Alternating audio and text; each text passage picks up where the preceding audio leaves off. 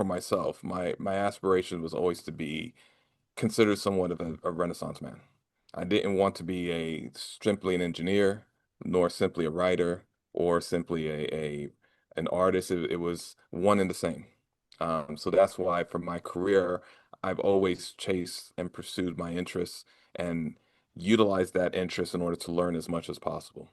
When I first started my career in 2000, I was simply an AV tech, working in hotels, setting up equipment, setting up sound systems, setting up lighting systems, so on and so forth. And from there, I was able to build. I had an interest in music. So on a whim, I went to Atlanta. I started working in recording studio. I mean, it took a lot of hustle and it took a lot of just, knocking on doors and talking to people, but I met the right person at the right time and he gave me an opportunity and I started working in recording studio.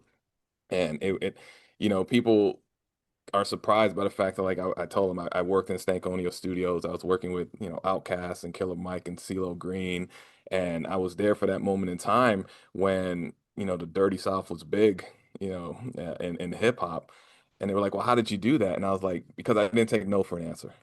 I utilized resources, I utilized opportunities." When I was working in Hotel AV, I did a conference called the 100 Black Men's Conference, which was in Atlanta. And I remember I had three panelists. It was Stedman, who was Oprah's husband or whoever. I don't know if they're married or not. It was an individual named Backbone who had just released a song called Five Deuce Four Trey, which was big in Atlanta. And there was this other individual, I forget his name, who was an executive. I knew at the end of that conference that I needed to talk to Backbone because he was working in the music industry. And also, when he was speaking, he was an engineer by trade. He has a degree in electrical engineering. So when he was speaking, he told the crowd that while, yes, he's a musician, he got his degree in electrical engineering because you need to have a backup.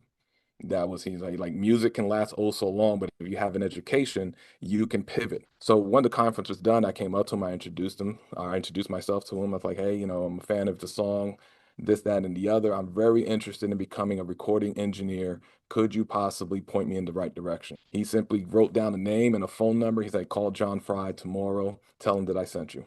The next day I called John. John gave me the address, and all of a sudden I was an intern and assistant engineer at Stankonia Studios. While it seems simple, there was a lot of like work done to get to that point, you know. So for myself, it's always just pivoting and pursuing what you want.